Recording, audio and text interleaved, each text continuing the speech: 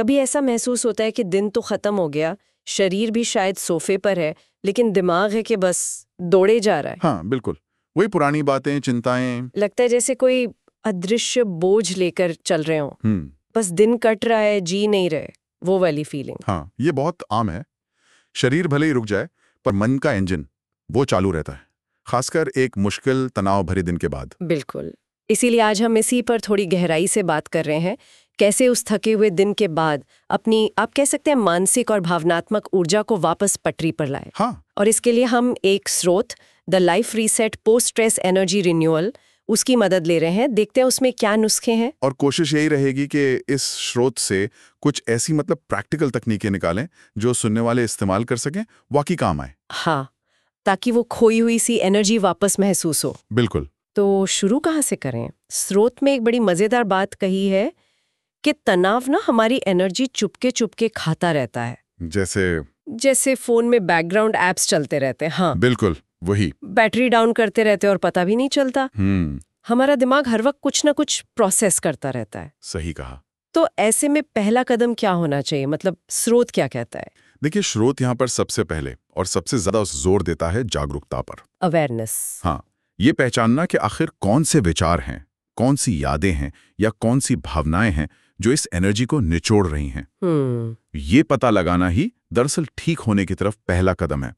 अगर पता ही नहीं कि लीकेज कहाँ है तो उसे बंद कैसे करेंगे? सही बात है। तो ये एक तरह से अपनी मेंटल बैटरी की निगरानी करने जैसा हुआ। हाँ, कह सकते हैं। ठीक है, मान लीजिए पहचान लिया कि हाँ, ये फलाना ख्याल या वो ऑफिस की बात परेशान कर रही है।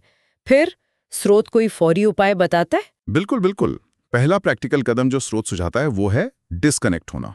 डिस्कनेक्ट मतलब सुनने में शायद आसान लगे, पर स्रोत कहता है इसे सीरियसली लेना है। मतलब सिर्फ 5 मिनट।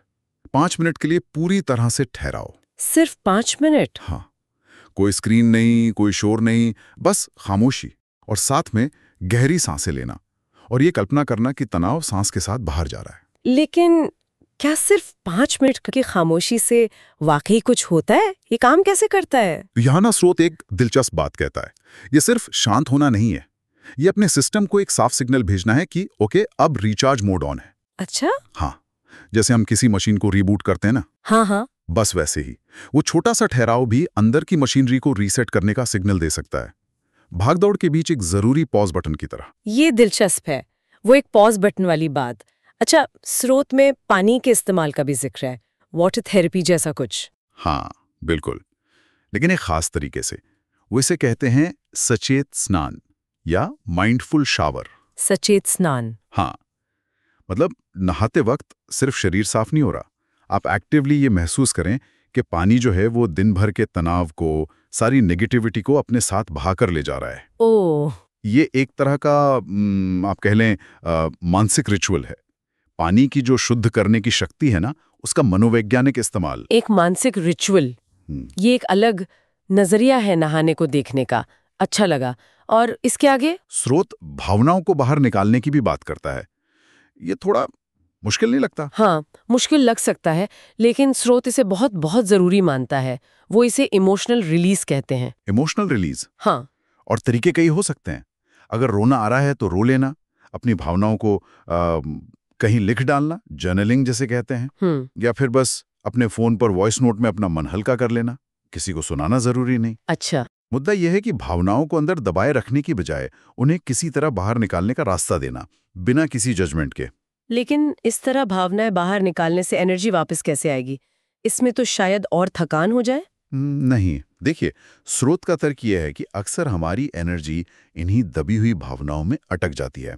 गुस्सा, दुख, निराशा, ये सब जब हम इन्हें किसी तरह रिलीज करते हैं, बाहर निकालते हैं, तो हम असल में उस फंसी हुई, अटकी हुई एनर्जी को मुक्त करते हैं। अच्छा। और उससे नई ताजी एनर्जी के लिए जगह बनती है। ये एक जरूरी सवाल भी खड़ा करता है, क्या हम भावनाओं को महसूस कर रहे हैं या उनसे भाग रहे हैं? उन्हें रिलीज करना जरूरी है। बात समझ आई। फंसी हुई एनर्जी को निकालना, ठीक है। और आखिर में स्रोत एक बहुत सरल सी तकनीक बताता है, ग्रैटिट्यूड वाली। हाँ बिल्कुल, ग्रैटिट्यूड, ग्राउंडिंग, यानी आभार व्यक्त करना।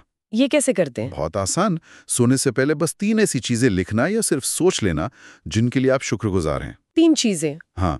और ये कोई बहुत बड़ी बड़ी चीजें होना जरूरी नहीं। शायद आज धूप अच्छी थी, या किसी दोस्त का फोन आ गया, या बस एक कप चाय अच्छी मिल गई। छोटी छोटी चीजें।